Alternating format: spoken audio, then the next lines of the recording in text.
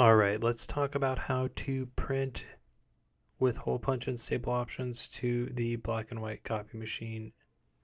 This is a Sharp machine. So first things first, you want to make sure you install this driver out of self-service.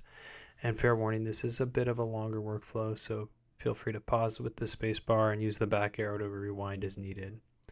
All right, in system settings, we're going to go to this printer.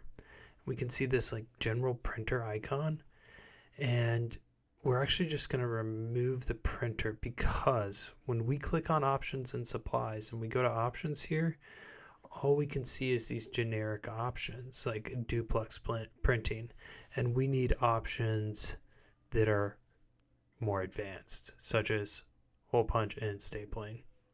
So we're going to remove this print driver. However, when we remove it, some of the Sharp software is still on the computer. So when we add it back, we're going to add it back by IP address. And the IP address for this printer is 10.4.10.62. And the protocol is going to be line printer Damien-LDP. So that's what you got up front or in the second box, and that's just fine.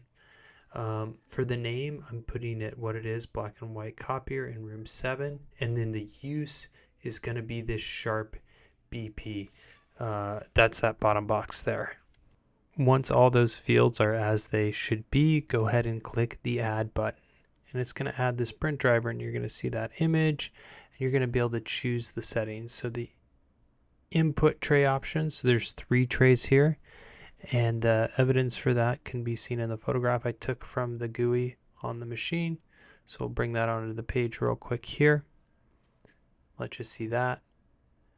And we can see paper tray 1, 2, and 3, and then the paper sizes settings at the time of this recording for each of those trays. Okay, and we do have a large capacity tray, so we can choose that option as well. And then we can see the photograph of that staple and hole punch option.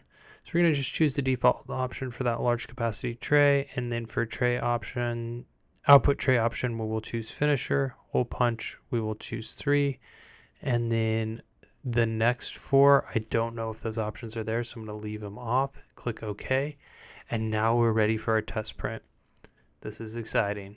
Okay, so we have our manual that we're using for test printing, and we'll just go down to a fun page and put together a print job. So why don't we print this page, and we'll just do a range from like 6 to 7. Actually, maybe we should do 6 to 8, because if we double side this, then it will only be a single page, and we want multiple pages so that we can test the staple function.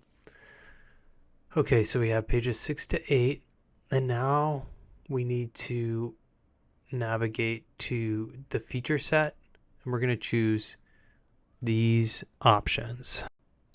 Printer features. Feature set is set to output. After that, we're going to choose the output of finisher tray /finisher. And now we can turn our staple option to 1 staple and our hole punch to 3 hole punch. Let's do that one more time. 1 staple, hole punch to 3 hole punch. And here's a screenshot with that annotated. Okay. We're going to click OK.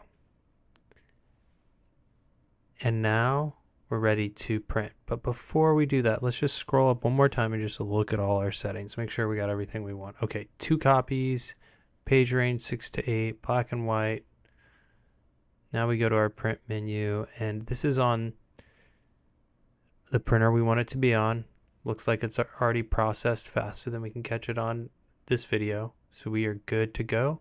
And this is the result. We have our page. You can do a watermark if you look around, and those staples and hole punches look really good. In any case, that's all I got for you today. Thanks for watching. We'll see you around.